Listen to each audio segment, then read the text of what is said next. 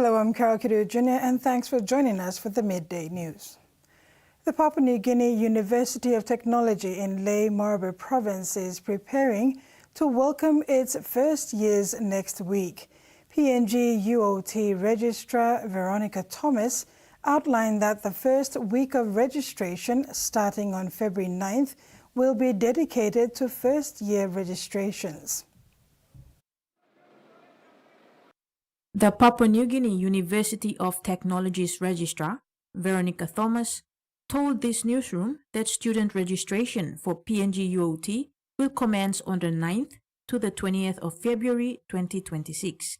First-year students are expected to start arriving on campus from the 5th, settle in and register at their respective schools starting on Monday, February 9th.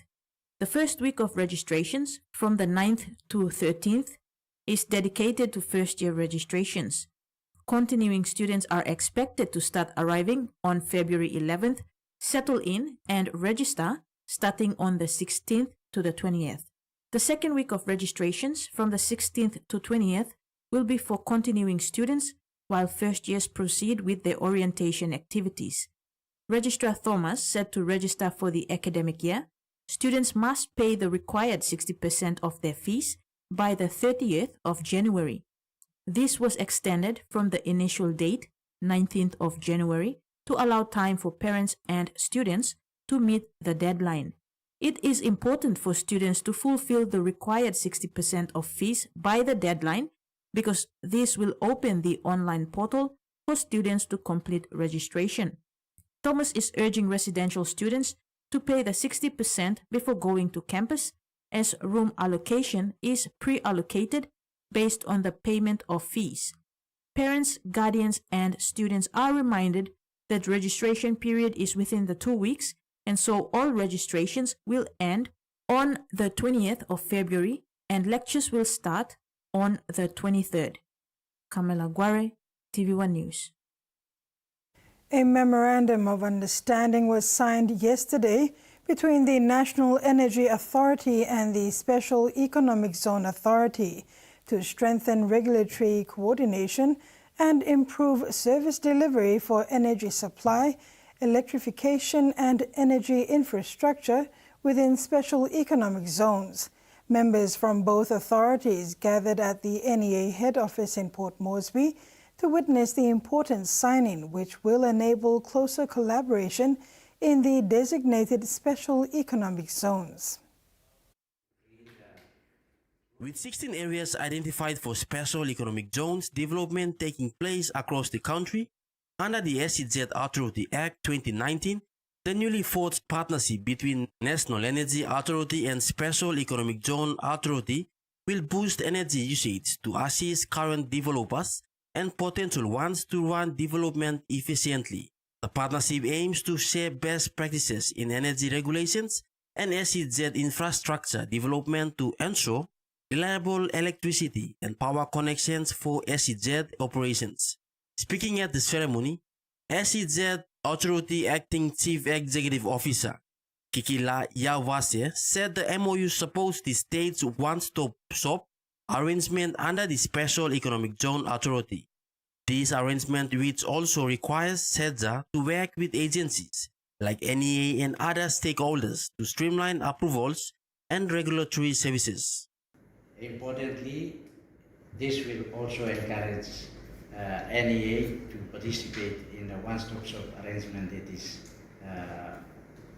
framed in the SEZA Act 2019. And it will integrate NEA processing to SEZ one-stop shop framework. It will also support digital processing, tracking and information sharing for SEZ-related permits and services only. And it also encourages capacity building and technical cooperation. In terms of technical capacity building and technical cooperation between two agencies, we want to jointly provide training, technical exchanges, and development of SEZ energy guidelines between our two agencies. The one-stop shop system is designed to support investment by providing all government services, permits, and approvals in one place, either physically or online. NEA Managing Director Ronald Meketa acknowledged the timely partnership and elaborated the importance of moving forward with such collaborations. Very fitting for us to sign this at the back of our 50 years anniversary and the first year of reset. And I believe this MOU is the path forward in opening up and giving that first step in reset PNG 2050. Michael Tamtipais, TVWAN News. Speaking at yesterday's funding presentation to the PNG Institute of Cultural Recognition and PNG Studies, Intracomp PNG team leader Dr. Naomi Simmet said the support comes at a critical stage of the project, which brings together 14 institutions across Europe and the Pacific, including the University of Auckland and the Institute of PNG Studies. Intracomp PNG team leader Dr. Naomi Simmet said the project focuses on intercultural and transcultural competence using art, culture and indigenous knowledge to address social inclusion, youth displacement and education challenges. She said the first phase of the project was completed in 2025, with data collected from primary schools, secondary schools and universities, including displaced student communities. The findings will now be used to develop a national policy and education framework. Dr. Simmet said the framework will be completed this year and implemented in schools and universities next year, with the potential to be used internationally. She thanked the National Cultural Commission and National Planning for supporting research, capacity building, and scholarships in the arts and culture sector, saying the funding will help Papua New Guinea confidently share its cultural knowledge with the world. We are a consortium partner against 13 other institutions, mainly in Europe and in the South Pacific. It's the Institute of PNG Studies and the University of Auckland. So that's 2, and then the rest 11 are in Europe. So we have Germany, Italy, Middle East. So you can see the complex challenges in terms of cultural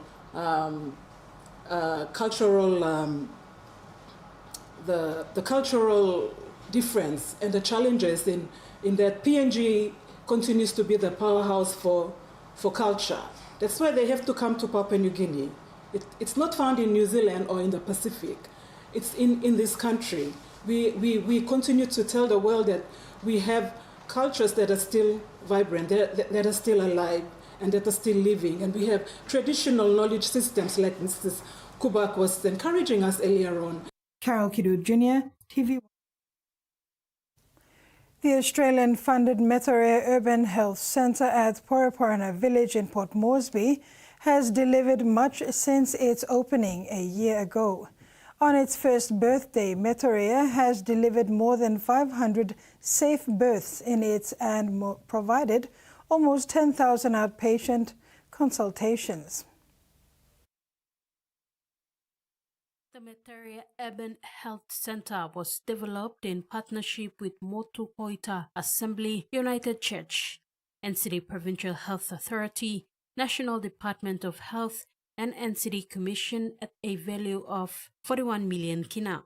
In early 2025, the Midday Urban Health Centre opened its doors to the public in Hanuabada with the goal of bringing much-needed healthcare services to the Motu Koita people, surrounding communities and many more across Port Moresby.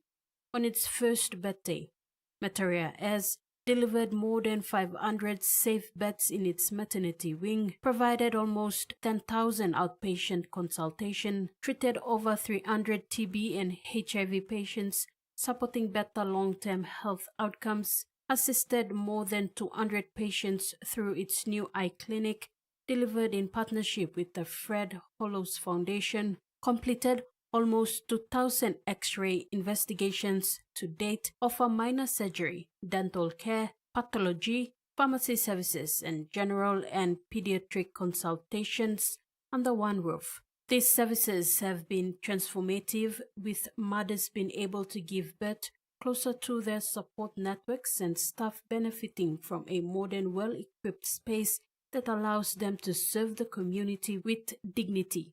Australia is supporting the PNG government to deliver its long-term vision to provide high-quality health services to all Papua New Guineans. Turning to regional news, after nearly 20 years of negotiations, India and the European Union say they have reached the mother of all deals on trade. The new agreement could affect nearly 2 billion people and 1/3 of global trade. The agreement is expected to see EU exports to India double by 2032. EU exporters will see Indian tariffs currently levied on 30% of goods immediately removed. Tariffs will also be eliminated or reduced altogether for more than 96% of traded goods by value. It comes as Donald Trump's administration pursues an aggressive tariff strategy against both New Delhi and Brussels. A key member of Australia's first Truth-Telling Commission is urging the Prime Minister to set up a national body to examine the treatment of First Peoples, describing it as an act of national repair. But the calls have been criticised by the federal opposition, who say the focus needs to be squarely on closing the gap. Travis Lovett is preparing to embark on a new journey. We are walking to advocate for the Prime Minister to establish a national truth-telling process. After thousands joined his Walk for Truth in Victoria, There's the messages on there. the former Yurruk Commissioner wants to make the movement national by leading a walk from Melbourne to Canberra. This is not about blaming everyday Australians, but this is asking about the institutions to be accountable for the institutional harm that they have actually caused our people. Professor Megan Davis helped shape the Uluru Statement, but she isn't convinced government-led truth-telling is the answer. The pursuit of rights and structural change is the most important, and I just don't think another telling of history will get you there. She's urging leaders to prioritise closing the gap outcomes.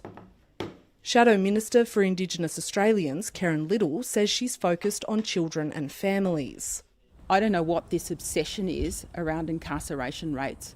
You know, one of the most protective factors is kids in schools, healthy kids and healthy parenting. That's what I want people to focus on. In a statement, the Federal Minister, Malandiri McCarthy, said closing the gap should be a priority for all governments at all levels and pointed to her investments in health, education, housing and jobs.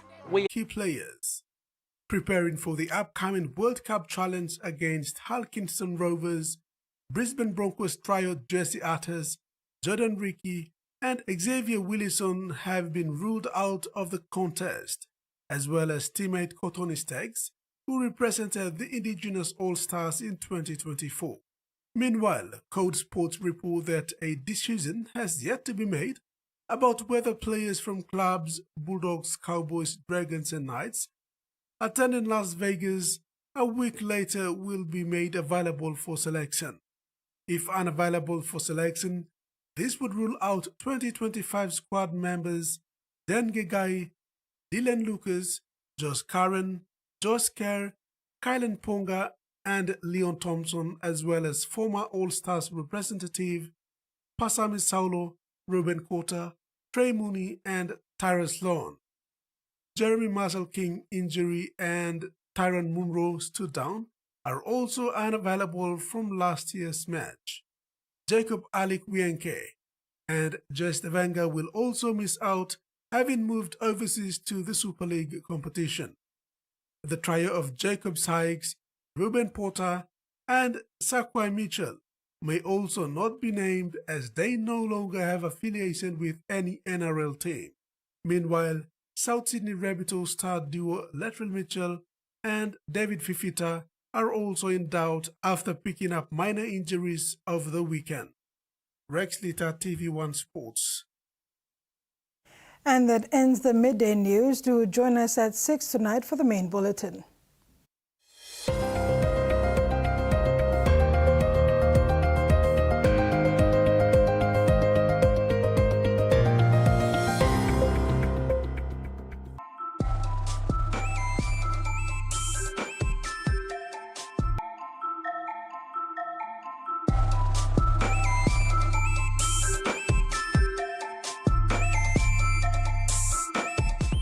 in the 80s, my sister was a new mom, and she was loving it, which meant she had to put her dream of law school on